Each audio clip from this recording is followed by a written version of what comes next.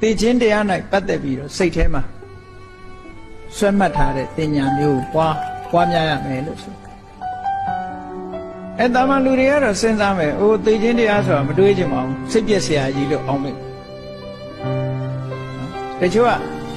သေတာကိုစဉ်းစားရင်စိတ်ဓာတ်ကျတယ်ဆိုတော့စဉ်းစားကြည့်ဘယ်ဘက်ကိုစိတ်ဓာတ်ကျကိုယ့်ကိုပြန်စဉ်းစားကြည့်စိတ်ဓာတ်ကျတယ်ဆိုဘယ်ဘက်ကိုစိတ်ဓာတ်ကျမကောင်းမှုအကုသိုလ်တွေလောကမှာစိတ်ဓာတ်ကျတာလားပျော်ရရွှင်ရမှာစိတ်ဓာတ်ကျသွားတာလားဘယ်ဘက်ကိုစိတ်ဓာတ်ကကျသွားတယ်လဲဆိုစဉ်းကျင်စဉ်းစားကြည့်အဲ့တော့မြတ်စွာဘုရားကတော့ပရဏတ်တင်ညာဝါပေးပါတဲ့ဝါမှုပွားနည်းရတော့ဘယ်လိုပေးရမလဲဘယ်လိုပွားရမလို့လဲအော်သိခြင်းတရားဆိုတာလူတိုင်းပဲရင်ဆိုင်ရမှာငါလည်းဒီနေ့ကျတော့သိခြင်းတရားနဲ့ရင်ဆိုင်ရမှာအချိန်ကြီးသိသွားနိုင်တယ်ကိုယ့်ကိုသိခြင်းတရားကိုတဖြည်းဖြည်းကပ်ပြီးတော့လာပြီးတော့သိခြင်းတရားကိုနှလုံးသွင်းတတ်ဖို့လို့နောက်ဆုံးမှထွက်လေကသည်ဝင်လေမရောက်ခင်ဝင်လေကနေထွက်လေမရောက်ခင်ဆိုတဲ့အချိန်ကိုတိုးကျင့်ပေးပြီးတော့သိခြင်းတရားကိုကိုယ့်ကိုယ်နဲ့ဆွဲပြီးတော့နီးပေးရတချို့တော့အဲ့လိုမဟုတ်ငါမသိဘူးဆိုပြီးတော့နော်ငါကအသက်ဘယ်လောက်ထိအောင်နေရမှာမသိဘူးပေတင်ဆရာသွားမေးအဟုတ်မှအဲ့ဒါလို့နဲ့ကိုယ့်ကိုအားပေးပြီးတော့မသိဘူးလို့ထင်နေကြတာသိခြင်းတရားပွားများရမယ်အစားမသိဘူးဆိုတဲ့မာမနာတွေတိုးအောင်လုပ်နေတာဖြစ်တယ်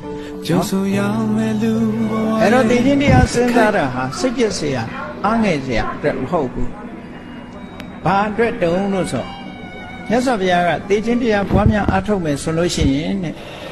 ခဏလို့အကျိုးကျေးဇူးတွေအများကြီးရှိပါတယ်လက်ငင်းရနိုင်တဲ့အကျိုးကလည်းကြီးတယ်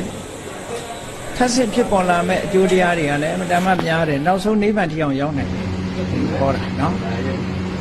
ကဲဒါဖြင့်သိခြင်းတရားပွားများအားထုတ်လို့လက်တွေ့ရနိုင်တဲ့အကျိုးကျေးဇူးကတော့ဘာလို့ဆိုရင်အသက်ရှင်နေမှုပေါ်မှာအသက်ပေါ်မှာခင်မင်တွေ့တာနေမှုကိုပြည့်ဖြတ်နိုင်တယ်လောကလူတွေဟာအသက်ပေါ်မှာခင်မင်တွေ့တာမှုကအမှန်တမ်းကြီးမားတယ်ဇီဝိတနိကန္တိလို့ခေါ်တယ်အသက်ရှင်လို့မှုပေါ်မှာဇီဝိတပေါ်မှာလူတွေကတိတ်ပြီးတော့စုံမဲ့တယ်နှစ်သက်တယ်မြတ်နိုးတယ်အဲ့ဒီအသက်ရှင်နေမှုပေါ်မှာတွေ့တာနေတဲ့စိတ်ကလေးဟာတရားအောင်မယ်ဆိုတာနှလုံးသွင်းခြင်းအားဖြင့်အသက်ပေါ်မှာခင်တွယ်မှုတွေရောကြအဲ့ဒါလို့ရောကြဒါဖြင့်အသက်ရှင်မှုပေါ်မှာခင်တွယ်နေတော့ဘာဖြစ်လဲဇီဝိတမရငါအသက်ရှင်တယ်လို့ဆိုတဲ့ပုံမှာလူတွေကရှင်မှုတတ်ရှင်မှုတဲ့အခါမှာမဟုတ်တာတွေအကုန်လုပ်တယ်မဟုတ်တာပြောတယ်မဟုတ်တာတွေးတယ်မဟုတ်တာလုပ်တယ်မဟုတ်တာတွေးတယ်ပြောတယ်လုပ်တယ်ဆိုတာမနောဒုစရိုက်ဝစီဒုစရိုက်ကာဒုစရိုက်တွေလုပ်တာပြောတာနော်အသက်ပေါ်မှာငါမသိဘူးဆိုတဲ့ဇီဝိတမရလို့ဆိုတဲ့ဒီမန်ရစ်လာပြီဆိုလို့ရှိရင်လူတွေကမဟုတ်တာမှန်တယ်များအကုန်လုံးချင်တာလုံးမှာဘူးဒါကြောင့်မို့အဲ့ဒီကိုယ့်ကိုရစ်မှုနေတာကိုကြောက်ကင်းသွားအောင်အသက်ပေါ်မှာခင်တွဲနေတဲ့